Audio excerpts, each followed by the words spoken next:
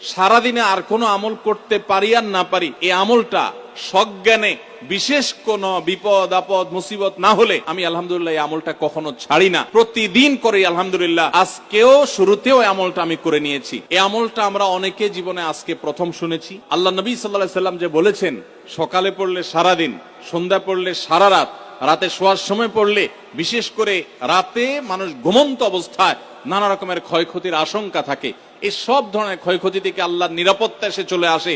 আল্লাহ তার হেফাজতে জিম্মাদারি নিয়ে নেন, দায়িত্বশীল হয়ে যান, সবকিছু থেকে যথেষ্ট, সবকিছু থেকে আল্লাহ তাআলা তাকে নিরাপদ করে দেন। এই বিশ্বাস, এই ইয়াকিন নবী সাল্লাল্লাহু আলাইহি ওয়াসাল্লামের কথার প্রতি আমাদের আছে না নাই?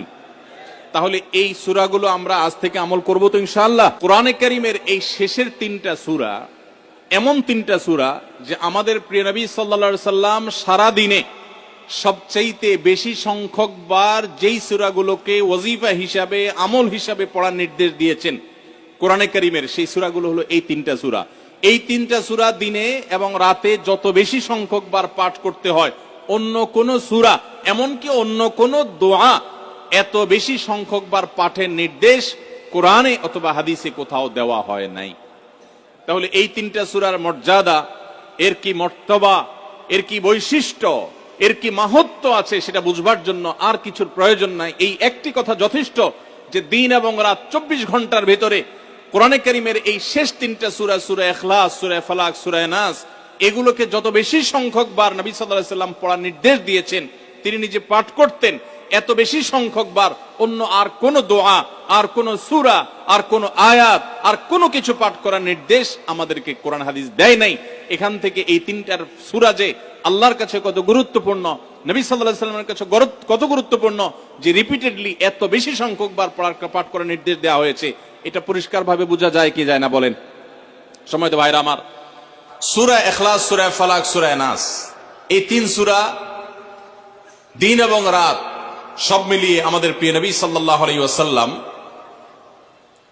তিন জায়গায় তিনি তিন সময় এই সূরাগুলো পাঠ করতেন।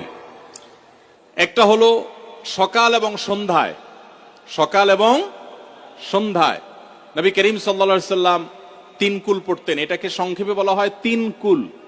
যেহেতু তিন সূরা শুরুতে কুল শব্দটা আছে, এজন্য সংক্ষেপে বলা হয় তিন কুল। এই তিন কুল, ইখলাস, ফালাক, নাস, এই শেষের তিনটা সূরা কোরআনের, এই তিনটা সূরাকে আমাদের প্রিয় নবী সাল্লাল্লাহু আলাইহি ওয়াসাল্লাম সকাল সন্ধ্যায় পড়তেন। একটা টাইম পাইলাম, কোন টাইমে পড়তেন? সকাল এবং সন্ধ্যায়। সকাল এবং সন্ধ্যার পাশাপাশি তিনি রাতে ঘুমানোর আগে আবার পড়তেন। তাহলে দুইটা টাইম পাইলাম। আরেকটা টাইম হলো 5 ওয়াক্ত নামাজের পরেও তিনি পাঠ করতেন।